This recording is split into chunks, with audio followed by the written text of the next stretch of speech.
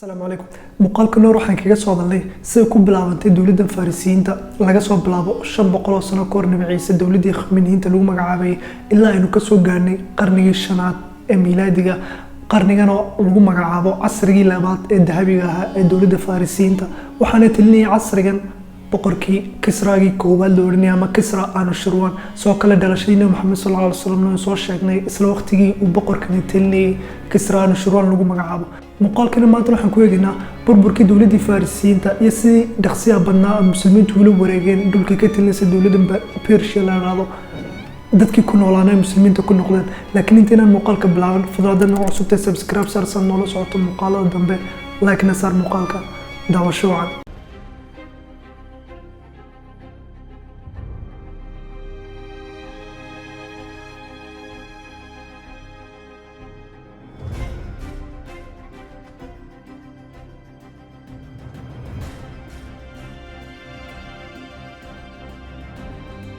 waxaanu marinay sanadii 532 waqtigii uu xilka qabtay boqortooyada dawladda Faris boqorkii caanka ahaa ee Kisra Anushirwan boqorkan oo caan ku noqday maadaama dawladdiisii Persia ka dhigay dawlad aad u adag dhaqaalaheedii ciidankeedina hagaajiyay saadarteedna waxa lagu magacaabaa casrigii labaad ee dahabiga ahaa ee dawladda Persia sanadii 570 Kisra Anushirwan wuxuu ciidamo u diray dhankaas Yemen gaar ahaan magaalada Cadan oo uu ka talinayay in lagu magacaabo Masruuq ibn Abraha oo qaanuunka isku dayno كعبة الدنيا مسروق ابن أبراهام وحوها ويلكيسي ciidamadii Persia ka socday oo xulufo gudaha Yemen ka dhaxalay waxay ku guuleysteen inay inqilaabaan ninka lagu magacaabo Masruuq ibn Abraha Yemen ay saa kula wareegaan dawladii Farisna Yemen waxay noqotay qayb ka mid ah boqortooyadeedii sanadii 571 waxa jasiirada Carabta ku dhashay Muhammad sallallahu alayhi wasallam isla waqtigaas uu talinayay boqorkan Kisra Anushirwan lagu magacaabo boqorkan Kisra Anushirwan uu geeriyooday sanadii 579 waxaana xilka la wareega boqor lagu magacaabo Hormuzkii afraad isna waxa la sheegaa inuu ahaa boqor firfircoon wuxuuna talinayay intuu dhaxaysay 579 ilaa 590 waxaana ku soo xigay oo xilka la wareegay dana boqor la yiraahdo Kisraagii labaad ma Kisraagii koowaad ee Anushirwan baloorinay kaas kan Kisraagii labaad balaa waxaanu talinayay intuu dhaxaysay 590 ilaa 630 inkastoo mashaakil aad u fara badan Persia gudaheeda ka jirtay boqortooyadiisa laakiin waxa soo muuqanaysa dawladda Byzantine oo ahayd dawladda Ishaan Farisiinta waxa gudaheeda ka jirtay mashaakil aad u fara badan boqorkan Kisraagii labaadna mashaakilta Byzantine gudaheeda ka jira ayaa muuqday mashaakiltiisu ma muuqan wuxuu sameeyay ciidamo ay urursaday weerarayaan ku qaaday Byzantine waxaanu ka qabsaday dhulka Sham la raado suuq dhamaantiis oo ay ku jireen magaalada Dimashq la raado iyo Qudus soo kale Masar buu ka qabsaday xataa boqortooyadii weynada Byzantine lagu magacaabay waxa qarka u fuushay inay burburto kadib markii caasimadeedii Constantine xataa la go'doomiyay Kisraagii labaad boqorka la raado horumar ayuu sameeyay dhanka militariga laakiin dhinaca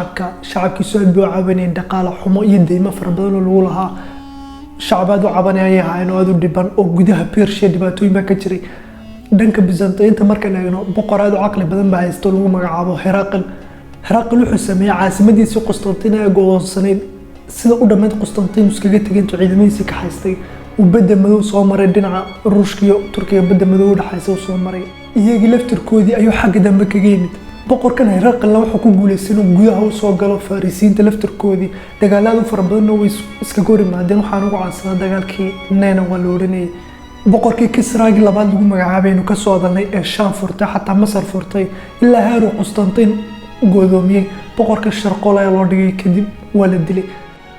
waxaana gashay dawladii Persia weyneed dagaal sokeeyay muddo 14 sano muddadaas gudaheeda waxa isku bedelay 12 boqor waxaana kamid ah 12 boqor laba gabdhood dawladii Farisna waxa gashay khalkhalkii ugu weynaa ee Abi soo wajaha ilaa laga soo gaaray sanadii 632 waxaana xilka la wareegay ama boqortinimada Faris qabsada boqor lagu magacaabo Yazdajarkii saddexaad waxaana dhalay Kisraagii koowaad ama Kisra Anushirwan ninka ku soo sheegnay boqorkan waxaan oran karnaa waa kii ugu nasiibka xumaa boqoradii soo maray dawladda Saasaniinta ama Farisiinta oo isla sanadku xilka qabtay muslimiintu waa waqtigii diyaarsanayeen ciidamo si ay Faris u furtaan haddii iskaga tagno Faris iyo mashaakilteedii oo aan eegno xaaladda muslimiinta jasiiradda Carabta waxa ku sugnaa in Muhammad sallallahu alayhi wasallam ay geeriyooday kadib ay bilaabeen qaar badan diinta ka laabtaan qaar raadaan zaka bixin mayno qaarna ay nebinimo sheegtaanba. Abubakar Sidiiq ilaahay ka raali noqday ayaa khilaafada muslimiinta qabtay kadib la dagaalamay kuwaas sidii zakada bixin meelay ku nebinimada sheegtayba. Jasiiradda Carabtuna dagaal sokeeyo caadi ayay galeen oo meel walba dagaalada lagaga jiray ilaa ugu dambeyntii Abubakar Sidiiq uu ku guuleystay inuu ka takhaluso kuwa nebinimada sheegtay iyo kuwii zakada bixin mayno oo jasiiradda Carabtu dib u midowday. Abubakar Sidiiq markaa intuu ciidan ururiyay Khalid ibn Walid hogaamiye uga dhigay ayuu ku amray inay qabtaan dhankaasi Faris. فانهض إلى العراق حتى تدخلها من جنوب غربها وابدأ بالأبلة وتألف الناس وادعهم إلى الله عز وجل فإن أجابوا وإلا فخذ منهم الجزية فإن امتنعوا عن ذلك قاتلهم وأحسن إلى الفلاحين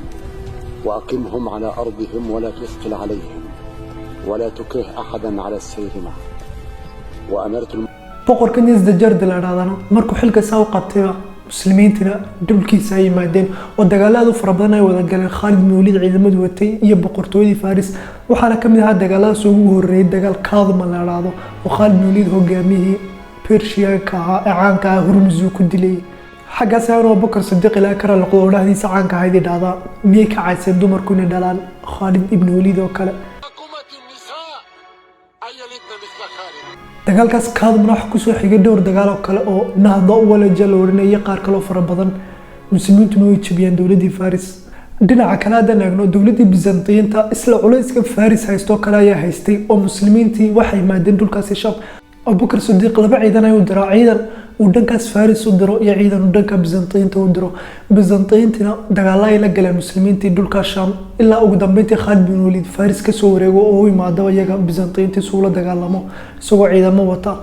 dagaalada fara badan ay wada galeen ciidamada Khalid ibn Walid iyo Abu Ubayd ibn Jarrah hogaaminayeen waxaana ugu caansanaa dagaaladaas dagaalkii Biisaan loo oranayay kii kale Yarmouk loo oranayay muslimiintuna ay kaga xoreeyeen Shaam oo dhan. Abubakar Sidiiq ilaahay ka raali noqday uu geeriyooda khilaafada muslimiinta waxaa la wareegay Umar ibn Khattab oo isaguna sii waday futuuxaadkii muslimiinta. Umar ibn Khattab khilaafadiisa waxaa dhacay dagaal lagu magacaabo Qaadisiya oo ahaa dagaalada weyn muslimiintu la galeen Persia. dagaalkan muslimiintu ku guuleystaan waxaana hogaaminay Sa'd ibn Abi Waqqas xagga kale waxaa hogaaminay nin lagu magacaabo Rustum oo muslimiintu dileen marka dambe. boqorkii Yazdajard la oranayay Yazdajarkii saddexaad weli caasimadiisa ayuu joogaa oo muslimiinta ciidamada uu soo diray mu baxsanin weli ilaa ay muslimiintu ka soo talaabeen wabiyada Ciraaq dhaca ee Dijla iyo Furaat lagu magacaabo kadib ay soo gudbeen dhankaas Iran. markaas ayuu bilaabay boqorkan Yazdajard inuu kabiisa raadiyo oo baxsado. muslimiintuna Iran gudaheeda dagaalo waaweyn ay ka galeen waxaana ugu caansanaa dagaalkii Nahawand la oranayay ee Nu'man ibn Muqarrin hogaaminay saxaabi lagu magacaabo muslimiintuna guuleysaneen. Yazdajard markaa wuxuu baxsaday dhankaas barigii boqortooyadiisa waxaana dhinaca ka xigay hal dawlad awood badan waana dawladii Shiinaha waxaana la sheegaa inuu hadal dhex maray boqorkii Shiinaha iyo Yazdajard oo Yazdajard ku dhahay niyo soo caawi muslimiinta intaan adigana ku soo gaareen hadii kale intaan ku soo gaarin aniga soo caawi.